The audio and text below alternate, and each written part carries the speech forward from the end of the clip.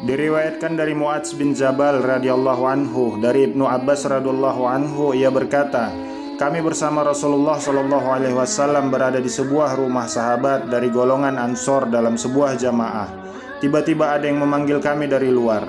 Wahai penghuni rumah, apakah kalian mengizinkan aku masuk karena kalian membutuhkanku? Rasulullah shallallahu alaihi wasallam bertanya kepada para sahabat, apakah kalian tahu siapa yang menyeru itu? Para sahabat menjawab, tentulah Allah dan Rasulnya yang lebih mengetahui. Rasulullah berkata, dia adalah Raja Iblis yang terkutuk. Semoga Allah senantiasa melaknatnya.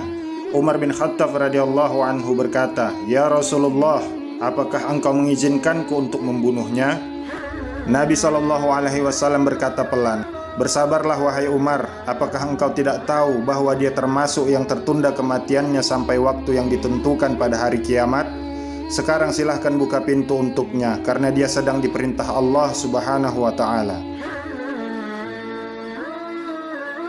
Ibnu Abbas berkata, maka dibukalah pintu. Kemudian iblis masuk ke tengah-tengah kami dengan wajah seorang yang sudah tua bangka dan buta sebelah matanya. Dagunya berjenggot sebanyak 7 helai, rambut panjangnya seperti rambut kuda, kedua kelopak matanya memanjang ke atas, tidak ke samping, kepalanya seperti kepala gajah yang sangat besar, gigi taringnya memanjang keluar seperti taring babi, kedua bibirnya tebal seperti bibir macan. Dalam kitab Tanbihul Ghafalin oleh Imam Abu Al-Lasyid As-Samarqandi diceritakan tentang pertemuan Rasulullah dengan Raja Iblis dan terjadinya dialog di antara keduanya yang disaksikan oleh para sahabat. Allah subhanahu wa ta'ala telah memerintahkan seorang malaikat menemui iblis supaya dia menghadap Rasulullah sallallahu alaihi wasallam untuk memberitahukan segala rahasianya, baik yang disukai maupun yang dia benci. Inilah cara Allah subhanahu wa ta'ala untuk meninggikan derajat Nabi Muhammad sallallahu alaihi wasallam dan juga sebagai peringatan dan perisai kepada umat manusia. Maka malaikat itu pun berjumpa dengan iblis dan berkata, hai iblis, bahwa Allah yang maha mulia dan maha besar memberi perintah kepadaku untuk memerintahkanmu menghadap Rasulullah sallallahu alaihi wasallam. Hendaklah engkau buka segala rahasiamu, dan apapun yang ditanya Rasulullah, hendaklah engkau jawab dengan sebenar-benarnya. Jika engkau berdusta walau satu perkataan pun, niscaya akan terputus semua anggota badanmu, uratmu, serta disiksa dengan azab yang sangat keras. Mendengar ucapan malaikat yang dahsyat itu, iblis sangat ketakutan. Maka segeralah dia menghadap Rasulullah sallallahu alaihi wasallam. Setelah sampai di dekat Rasulullah, iblis pun memberi salam sehingga 3 kali, tetapi tidak juga dijawab oleh Rasulullah sallallahu alaihi wasallam. Maka iblis menjawab sendiri salamnya dengan ucapan alaihi laknat, aku makhluk terkutuk. Iblis berkata, ya Rasulullah, mengapa engkau tidak menjawab salamku? Bukankah salam itu sangat mulia di sisi Allah? Maka jawab Nabi dengan marah, hai musuh Allah, kepadaku engkau ingin menunjukkan kebaikan? Janganlah mencoba menipuku sebagaimana kau tipu Nabi Adam alaihissalam sehingga keluar dari surga. Habil mati teraniaya dibunuh Kabil dengan sebab hasutanmu. Nabi Ayub engkau tiup dengan asap beracun ketika sedang sujud kepada Allah sehingga dia sengsara beberapa lama. Nabi Daud dengan perempuan Uria. Nabi Sulaiman meninggalkan kerajaannya karena engkau menyamar sebagai istrinya, dan begitu juga beberapa anbiya dan pendeta yang telah menanggung sengsara akibat hasutanmu. Hai iblis, sebenarnya salam itu sangat mulia di sisi Allah Azza wa Jalla. Hanya salammu saja yang aku tidak hendak menjawabnya karena diharamkan Allah. Aku sangat mengenalmu, engkau iblis, raja segala iblis, syaitan dan jin yang menyamar diri. Apa kehendakmu datang menemuiku? Iblis pun ketakutan dan berkata, ya Nabi Allah, janganlah engkau marah, karena engkau adalah khatamul anbiya, maka dapat mengenaliku. Kedatanganku karena diperintah Allah untuk memberitahu segala tipu dayaku terhadap umatmu dari zaman Nabi Adam hingga akhir zaman. Ya Nabi Allah, setiap apa yang engkau tanya, aku bersedia menerangkan satu persatu dengan sebenarnya. tiadalah aku berani menyembunyikannya. Maka iblis pun bersumpah menyebut nama Allah dan berkata, "Ya Rasulullah, sekiranya aku berdusta sepatah kata pun, niscaya hancur leburlah badanku menjadi abu." Mendengar sumpah iblis itu, Nabi pun tersenyum dan berkata dalam hatinya, "Inilah satu peluangku untuk mensiasati segala perbuatannya, agar didengar oleh sekalian sahabat yang ada di majelis ini dan menjadi perisai kepada seluruh umatku." Rasulullah bertanya, "Hai iblis, siapakah sebesar-besar musuhmu dan bagaimana aku terhadapmu?" Jawab iblis, "Ya Nabi Allah, engkaulah musuhku yang paling besar di antara segala musuhku di muka bumi ini." Maka Nabi pun memandang wajah iblis dan iblis pun menggeletar karena ketakutan. Sambung iblis, "Ya Khatamul Anbiya, adapun aku dapat merubah diri seperti sekalian manusia, binatang, dan lainnya hingga rupa dan suara tidak berbeda, kecuali dirimu saja yang tidak dapat aku tiru karena dicegah oleh Allah. Kiranya aku menyerupai dirimu, maka terbakarlah diriku menjadi abu." Rasulullah bertanya lagi, "Hai iblis, bagaimana perbuatanmu kepada makhluk Allah?" Iblis berkata, "Adalah satu kemajuan perempuan yang meregangkan kedua pahanya kepada laki-laki yang bukan suaminya, membuka setengahnya hingga mengeluarkan benih yang salah sifatnya.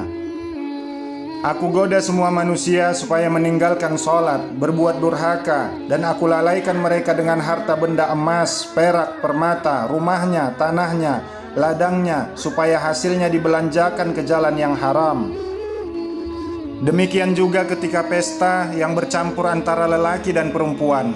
Di sana aku lepaskan sebesar-besar godaan supaya hilang peraturan dan meminum arak. Apabila terminum arak itu, maka hilanglah akal, fikiran dan malunya. Lalu aku ulurkan tali cinta antar keduanya dan terbukalah beberapa pintu maksiat yang besar. Aku bisikkan perasaan hasad, dengki hingga kepada pekerjaan jinah. Apabila mereka teringat akan salah, mereka lalu hendak bertaubat dan berbuat amal ibadah. Aku rayu mereka supaya mereka tidak melakukannya. Bertambah keras aku goda supaya mereka melakukan maksiat dan mengambil istri orang. Bila kena goda hatinya, datanglah rasa ria, takabur, megah, sombong, dan melengahkan amalnya. Bila pada lidahnya, mereka akan gemar berdusta, mencela, dan mengumpat. Demikian aku goda mereka setiap saat." Rasulullah bertanya lagi, "Hai iblis, mengapa engkau bersusah payah melakukan pekerjaan yang tidak mendatangkan faedah, bahkan menambah laknat yang besar serta siksa yang besar di neraka yang paling bawah?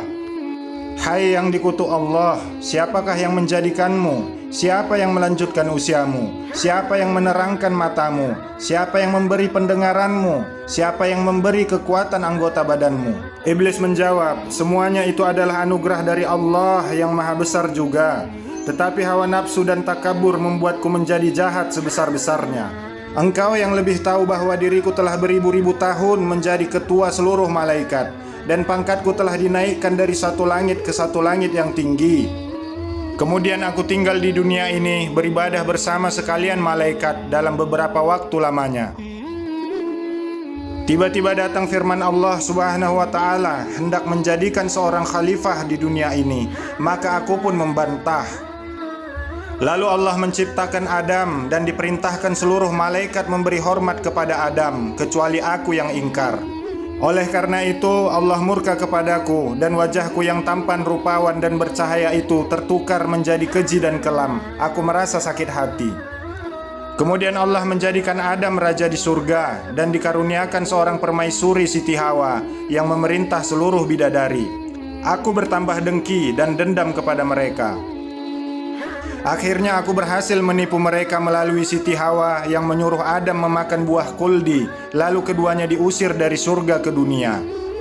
Keduanya berpisah beberapa tahun dan kemudian dipertemukan Allah di padang Arafah, sehingga mereka memiliki beberapa orang anak. Kemudian aku hasut anak lelakinya Qabil supaya membunuh saudaranya Habil. Itu pun aku masih tidak puas hati, dan berbagai tipu daya aku lakukan sehingga hari kiamat. Sebelum engkau lahir ke dunia, aku beserta bala tentaraku dengan mudah dapat naik ke langit untuk mencuri segala rahasia, serta tulisan yang menyuruh manusia beribadah, serta balasan pahala dan surga mereka. Kemudian aku turun ke dunia dan memberitahu manusia yang lain daripada apa yang sebenarnya aku dapatkan dengan berbagai tipu dayaku, hingga mereka tersesat.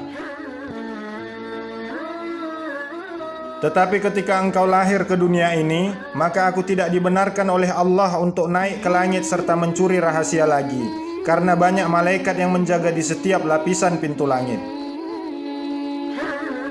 Jika aku bersikeras juga hendak naik, maka malaikat akan melontarkan anak panah dari api yang menyala. Sudah banyak bala tentaraku yang terkena lontaran malaikat itu, dan semuanya terbakar menjadi abu. Maka besarlah kesusahanku dan bala tentaraku untuk menjalankan tugas menghasut.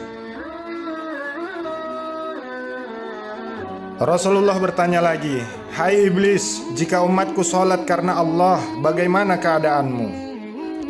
Iblis berkata, "Inilah sebesar-besar kesusahanku, gemetarlah badanku, lemahlah tulang sendiku. Maka aku kerahkan berpuluh-puluh iblis datang menggoda seorang manusia pada setiap anggota badannya. Segala upaya kulakukan agar mereka malas sholat, was-was, terlupa bilangan rakaatnya, bimbang pada pekerjaan dunia yang ditinggalkannya, senantiasa hendak cepat selesai sholatnya. Aku juga membuat mereka hilang khusyuknya, matanya senantiasa menjeling ke kanan dan ke kiri, telinganya senantiasa mendengar orang bercakap serta bunyi-bunyi yang lain. Sebagian iblis duduk di belakang badan orang yang sholat itu, supaya dia tidak kuasa sujud berlama-lama. Itu semua membawa kepada kurangnya pahala sholat mereka. Jika para iblis itu tidak berhasil menggoda umatmu, maka aku sendiri akan menghukum mereka dengan seberat-berat hukuman." Rasulullah bertanya lagi, "Jika umatku membaca Al-Quran karena Allah, bagaimana perasaanmu?"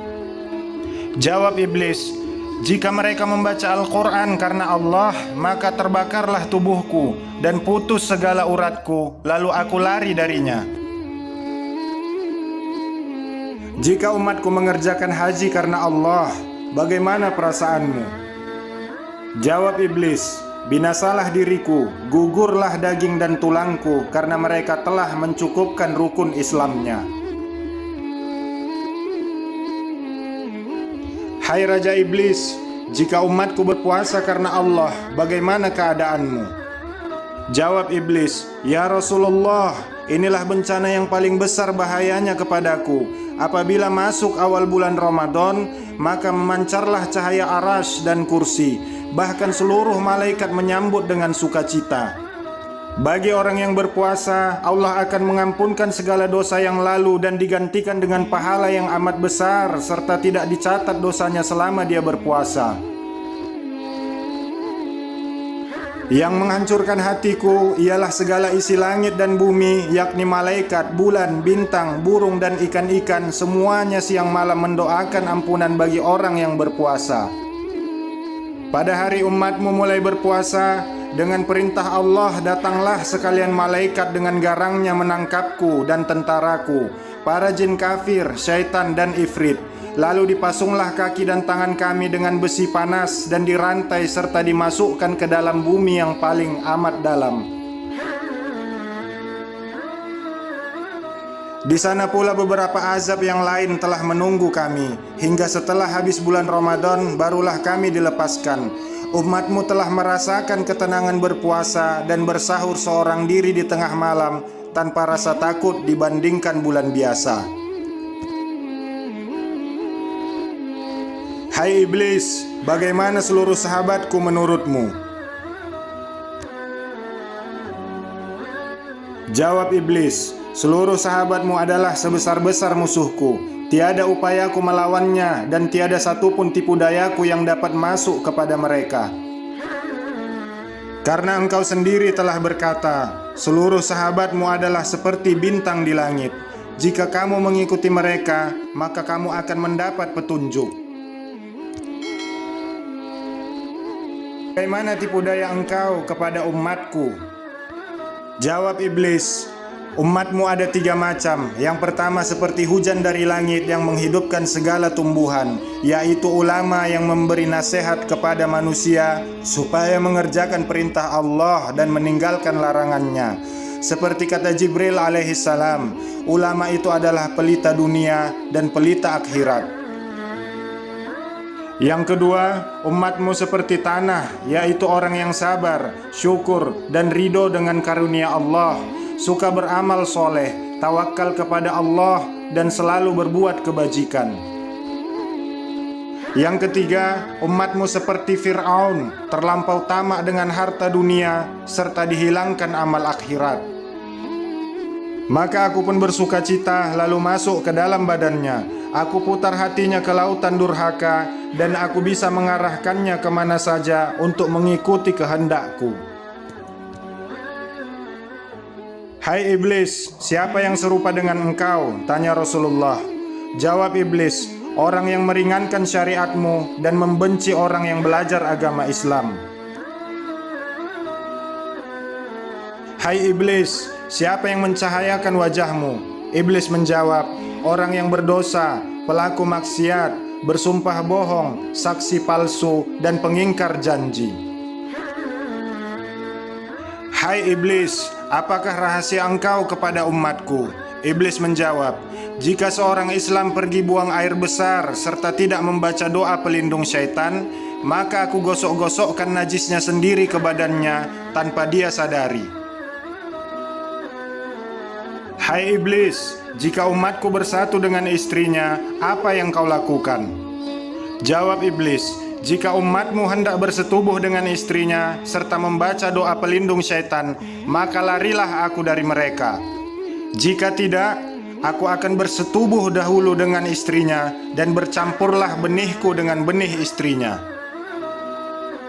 Jika menjadi anak, maka anak itu akan gemar kepada pekerjaan maksiat, malas pada kebaikan, dan menjadi anak durhaka. Ini semua karena kealpaan ibu dan bapaknya sendiri. Namun sebaliknya, jika mereka berdoa saat hendak bersetubuh, maka sulitlah bagiku untuk menggoda anak keturunannya. Begitu juga ketika mereka makan tanpa membaca bismillah, maka aku yang dahulu makan daripadanya. Walaupun mereka makan, tiadalah merasa kenyang. Hai iblis, dengan jalan apa dapat menolak tipu dayamu? Jawab iblis, jika dia berbuat dosa, maka dia kembali bertaubat kepada Allah, menangis, menyesal akan perbuatannya. Apabila marah, segeralah mengambil air wudhu, maka padamlah marahnya. Hai iblis, siapakah orang yang paling lebih engkau sukai? Jawab iblis, lelaki dan perempuan yang tidak mencukur bulu ketiak dan bulu kemaluannya selama 40 hari. Disitulah aku mengecilkan diri, bersarang, bergantung, berbuai seperti dipijat pada bulu itu. Hai iblis, siapakah saudara engkau? Jawab iblis, orang yang tidur telungkup, orang yang matanya terbuka di waktu subuh tetapi menyambung tidur lagi. Lalu aku lenakan dia hingga terbit fajar. Demikian juga pada waktu zuhur, asar, maghrib, dan isya. Aku beratkan hatinya untuk sholat. Hai iblis, apakah jalan yang membinasakan dirimu? Jawab iblis, orang yang banyak menyebut nama Allah, bersedekah dengan tidak diketahui orang banyak, banyak bertaubat, banyak tadarus Al-Quran, dan sholat tengah malam. Hai iblis, apakah yang memecahkan matamu? Jawab iblis, orang yang duduk di dalam masjid serta beriktikaf di dalamnya. Apalagi yang memecahkan matamu, wahai iblis?